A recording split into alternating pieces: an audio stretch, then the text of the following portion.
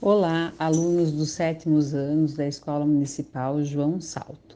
Eu sou Keila, professora de Ciências, e hoje nós vamos trabalhar sobre mais um assunto para encerrarmos a apostila de Ciências, os artrópodes 2 e equinodermas. Então, os artrópodes 1 nós já trabalhamos no vídeo anterior que eu coloquei para vocês, agora mais o capítulo 13, que vai das páginas 44 a 57. Para darmos início à nossa explicação sobre artrópodes 2, como eram duas aulas, eu fiz de uma maneira diferente para vocês, trazendo o vídeo da professora Rafaela Lima sobre artrópodes 2. Depois eu volto para falar um pouquinho sobre equinodermas para que a gente possa encerrar. Vamos lá? Hello! Eu sou a professora Rafaela Lima, professora de Ciências, e esse é o seu canal Mais Ciências.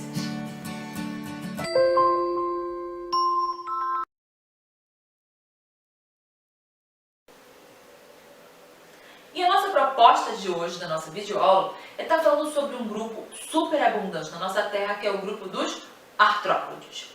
Eu dei uma aula só sobre o grupo hiperabundante dentre os artrópodes, que é os insetos. Foi a nossa aula Vida de Insetos. Você dá uma olhadinha aí que você acha ela na nossa playlist. E agora eu vou estar falando para vocês de forma resumida sobre os outros 4 integrantes do grupo dos artrópodes.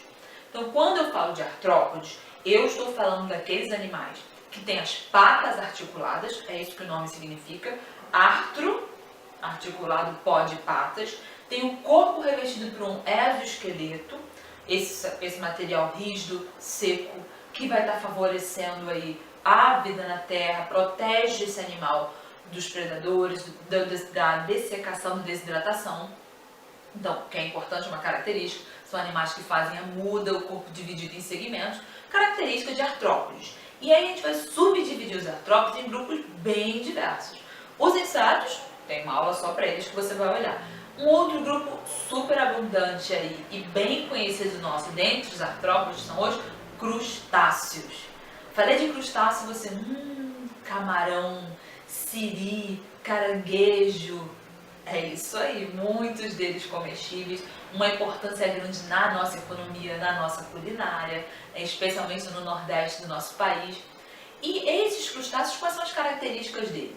Eles têm esse exoesqueleto mais rígido ainda do que os outros e tem uma bastante quantidade de cálcio neles. Calcário faz com que eles sejam um pouco mais rígidos. A maioria deles é aquáticos e especialmente marinhos. Eu posso falar que todos os crustáceos são aquáticos? Não. Eu tenho 2 exemplos de que não são aquáticos. O tatuzinho de jardim, esse aí, que é contado como o nome já diz, na terra do jardim. As baratinhas da praia também não são. Agora os outros são crustáceos, os outros são aquáticos, de ambiente aquático. Característica deles, uma grande quantidade de patas, mais de 10 pares de patas, que eles vão estar utilizando para se locomover, muitas vezes realmente caminhando, muitas vezes nadando, e aí vai variar, né? Eles têm antenas longas que ele vai utilizar para o olfato e para tato, uma característica deles. Um ponto importante, a divisão corporal.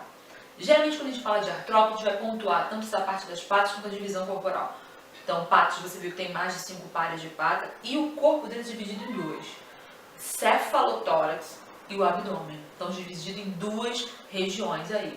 Eles vão ter apêndices ao redor da boca, que vai estar ajudando também na questão do tato, do olfato, muitas vezes na defesa, né? Temos, em alguns casos, como no caso aí do siris, do caranguejo, uma primeira pata com uma adaptação diferenciada para pegar, para se defender, né? Uma característica aí do crustáceo.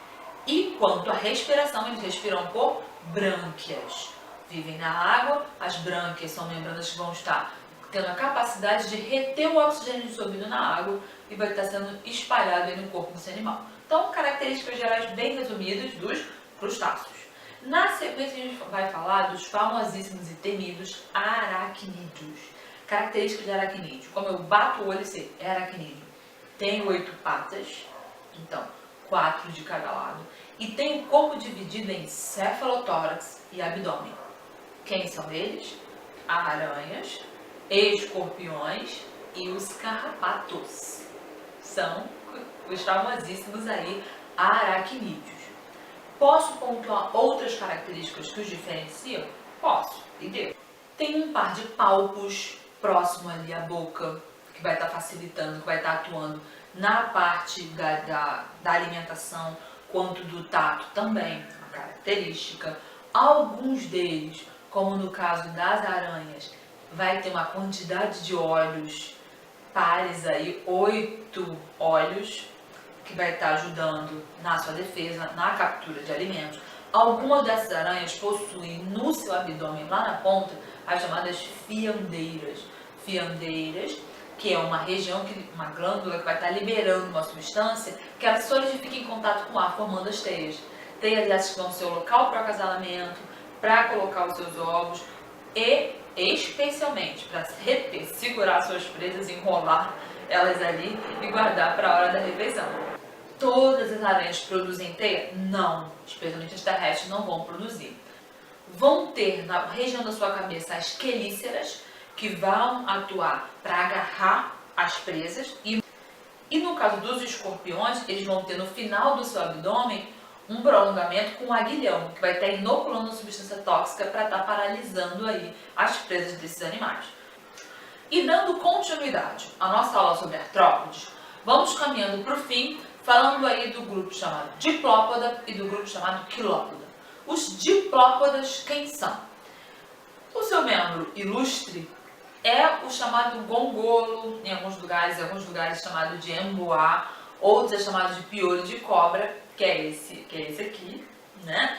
Esses animais são animais terrestres, são animais herbívoros, têm esse corpo cilíndrico dividido em cabeça e tronco. E esse tronco vai ser subdividido em vários segmentos. Um outro nome antigo que era dado para eles era miriápode, que significa ter 10 mil pés do grego, mas exagero, não tem isso tudo não, né? Então são animais que eles têm como técnicas de defesa, eles se enrolam quando se sentem ameaçados e emitem um cheiro forte, mas não tem veneno, toxina, peçonha, não tem. São animais bem tranquilos aí, não mate os gongolos, os piolhos de cobra, que no Rio a gente chama mais de gongolo. Não faça isso, é o grupo dos diplópodes. Características dele, o nome diplo e pó de pé, porque eles têm 2 patinhas em cada segmento de pés. Daí esse nome, correto? E já no grupo dos quilópodes, esse nome que pode 1000 pés, também não é o caso, é exagero.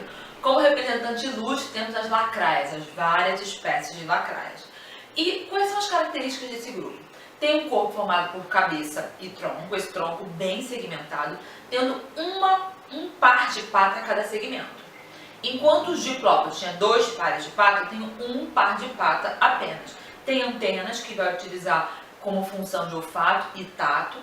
Tem na extremidade desse tronco as chamadas forcípulas, que são estruturas que vão inocular a substância tóxica peçonha, que vai estar paralisando aí os animais para que essa lacraia se alimente. As lacraias são bem predadoras, carnívoras, matam baratas, vários insetos para estar comendo, justamente usando essa técnica ali.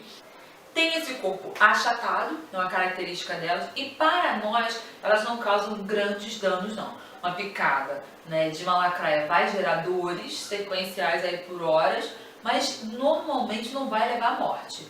É difícil isso acontecer só mesmo em casos de alergia, coisas bem variadas. O comum não é assim não. Então vimos aí, dentro do grupo dos artrópodes, características dos crustáceos, características dos aracnídeos, características dos diplópodes e dos quilópodes. Dos insetos, temos aquele outro vídeo que eu deixei para vocês. Correto? Então fechamos as características dos grupos dos artrópodes. Fechamos então nossa aula de hoje. Curta, compartilha, se inscreva no nosso canal Mais Ciências. E é claro, não ache que o seu estudo é só por aqui. Aqui é só um resumo, especialmente grupos grandes, um grupo grande como artrópodes. Então eu coloco os pontos principais para você dar aquela relembrada. E vai para o livro, vai para a apostila, aprofunda no seu estudo. Não seja preguiçoso. Até a próxima. Tchau! Agora nós vamos falar um pouquinho sobre os equinodermas, que está na página 51 da apostila. algumas características gerais que possuem endoesqueleto com espinhos salientes, os representantes, a estrela do mar, pepino do mar, as bolachas do mar, o ouriço do mar e os lírios do mar. Vocês estão vendo aí alguns desenhos que eu coloquei de cada um deles para vocês. Todos os representantes desse grupo são exclusivamente marinhos, tá? E apesar de inúmeras larvas apresentarem lado esquerdo e lado direito, os adultos têm a mesma estrutura corpórea ou simetria das medusas e anêmonas. São arredondadas ou circulares, que isso quer dizer que a simetria ela não é bilateral, e sim radial, como os raios de uma roda de bicicleta. Continuando ainda algumas características, né? Existem mais de 7.000 espécies de equinodermos no mundo, né? Entre estrela do mar, pepino do mar, lírio do mar, serpentes do mar, que eu coloquei para vocês, e alguns exemplos ao lado também que vocês estão vendo do slide. Equinodermo significa espinhos, né? Derme, pele, e o endoesqueleto calcário, que possui uma carapaça, né, calcária coberta por tegmento, por isso dizemos que seu esqueleto é interno, faz com que os animais sejam considerados os invertebrados mais aparentados aí como o ser humano. E ele tem a simetria, como nós falamos, primária, bilateral e depois secundária, radial, como um raio, né, de roda de bicicleta. E a capacidade de regeneração. E como eu já falei para vocês, né, todos aí de ambientes exclusivamente marinhos. Agora eu deixo para vocês as atividades da apostila, páginas 52, 2 e 4, letra A e B, página 53, o número 5, página 54, número 8, página 55, número 10 e página 57, número 14, letras A e B. Bons estudos, uma ótima semana, espero que todos estejam bem. Forte abraço. Qualquer dúvida, eu estou no grupo do WhatsApp.